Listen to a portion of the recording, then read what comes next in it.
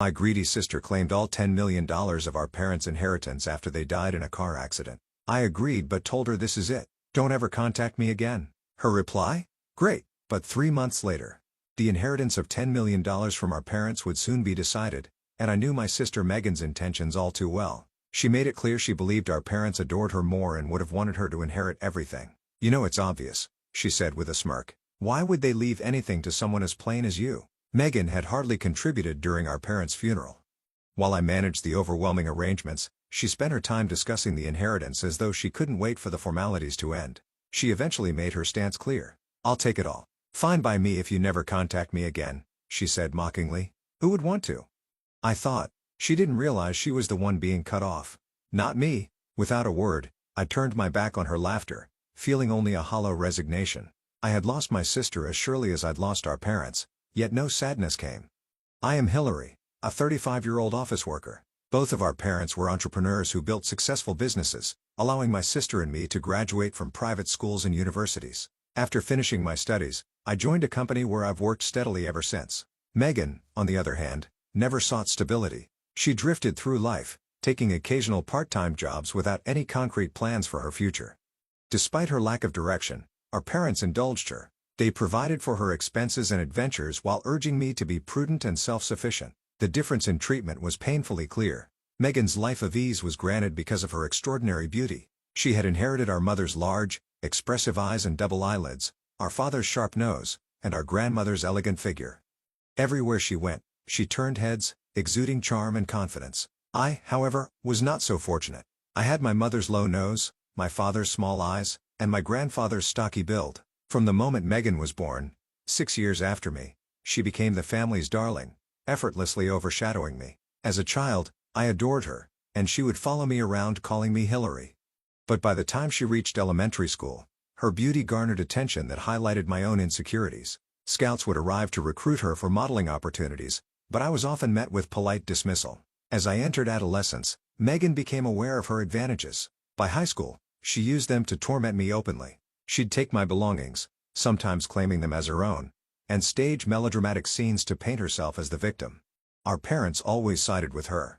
Hillary, you're the older sister, they'd chide. Be patient with Megan. She's just teasing you. No amount of protest changed their perception. By the time I graduated university, I had had enough. I moved out and avoided home, taking holiday jobs to keep from returning. 4 years, I distanced myself from the family, rejecting their pleas to come back. Then, 3 years ago, everything changed. Our parents died in a sudden car accident, forcing Megan and me to confront each other after years of separation. At the funeral, she cried incessantly while I handled the arrangements, grieving quietly. But when the subject turned to inheritance, Megan's tears dried up, replaced by cold calculation. Our parents' estate, worth $10 million, was now the focus. It was no surprise when Megan began asserting her entitlement, but her attitude only confirmed one thing: I had no reason to stay tethered to her anymore. I'm taking it all, Megan sneered. After all, you're unattractive, and our parents loved me more. They'd want me to have everything. Oh, do you need some money for plastic surgery? I don't want it, I replied calmly. Her surprise was evident, but I meant every word.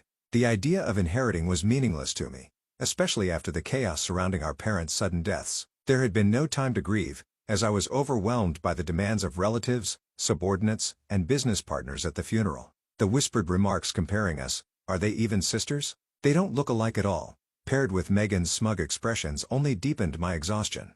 I don't want the inheritance, I repeated. You can have all $10 million, but there's one condition. Megan tensed, narrowing her eyes. What condition? I won't take a cent, but in exchange, I'm severing all ties with you. From this moment on, we're no longer family. No contact, no help, ever. At first, she seemed stunned, but as the term sank in, a smirk spread across her face. $10 million and cutting you off?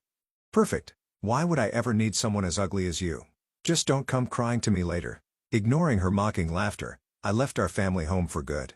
I had lost my parents and now my sister, but the relief of cutting ties outweighed any lingering sadness. 3 months passed peacefully until Megan began bombarding me with calls. I ignored them at first, but since I needed my phone for work, I reluctantly answered. Hillary, I need a favor, she demanded. I don't have a sister. I said coldly, stop contacting me. As I tried to hang up, she pressed on. her tone self-pitying but unapologetic. I tried to spend Dad's money, but a friend at City Hall said I need to consult about inheritance taxes. Isn't it just mine? Do I really need to pay taxes for money my own father left me? I don't know any lawyers, so can you handle it? Her entitlement gave me a headache, but I decided to clarify the situation to shut her down. For the record, there's no inheritance tax in this case since the amount is under $1,400,000, but you only have access because I renounced my claim. I already informed a lawyer, so I have no rights to Dad's estate. Any issues are your problem now. Wait, that's great, she began. Don't thank me, I interrupted, and don't contact me again. Megan ended the call in a huff. It was clear she hadn't done her homework. Inheritance isn't as simple as taking the money and running. Assets go through probate, and debts are settled before distribution. Megan's ignorance of these processes would soon catch up with her. Weeks later, Megan consulted a lawyer and learned the harsh truth. The $10 million was the total value of our parents' assets, not liquid cash. Most of it was tied to the businesses they had started. And Megan, who had no involvement, wasn't entitled to much. Worse, she discovered she was responsible for business debts as a co-signer on some loans. By the time debts were deducted, her inheritance amounted to just $1 million. Her calls resumed, this time frantic and tearful. Hillary, I'm only getting $1 million. This doesn't make any sense. That's still a lot of money, I said, exasperated, like winning the lottery. Didn't I tell you not to contact me again? But Megan, who had expected millions, wouldn't stop. Her troubles only grew when rumors spread that she had inherited $10 million. Relatives, supposed friends, and even strangers hounded her for money. Stalkers and extortionists appeared, drawn by the false rumor. Hillary, help me, she begged in desperation. Where are you now? But I had long since left her behind. The silence in my life was precious, and I had no intention of losing it again. Megan's frantic screams filled my voicemail. I'm suffering so much, she cried, her desperation palpable. Judging by her messages, she had visited my old apartment, unaware that I had terminated the lease and moved elsewhere with no way to reach me. She resorted to relentless calls and voicemails. Eventually, she even went to the police. However, having boasted about inheriting $10 million and flaunting her newfound wealth by gifting designer bags, her plight was seen as self-inflicted. Rumors of her inheritance had spread like wildfire, and the authorities, overwhelmed by her situation, advised her to move. Then, one day, her voicemails took on a cheery tone. Hillary, I've met the man of my dreams. Peter, he doesn't know about the inheritance and truly loves me. I suspected a scam immediately. Sure enough, Peter, a man Megan met by chance, had proposed they move in together after learning about her savings. He convinced her that banks were risky and suggested she keep her money in a home safe instead. Megan, ignoring all advice, closed her account, converted her inheritance into cash, and stored it in the safe. The next day, the safe was empty, and Peter was gone. Her voicemails quickly turned chaotic again. I was deceived. Peter was only after the money. My life is the worst. Hillary, why won't you help me? Her messages grew angrier and more desperate.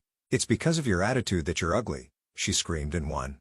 Instead of learning from her mistakes, Megan continued blaming everyone but herself. As her funds dwindled, Megan had to leave her luxury apartment and move back into our old family home. There, she faced a new nightmare. Self-proclaimed relatives and so-called friends showed up daily, claiming she should share the house or let them live with her. Mentally exhausted and terrified, Megan left me voicemails twice a day begging for help.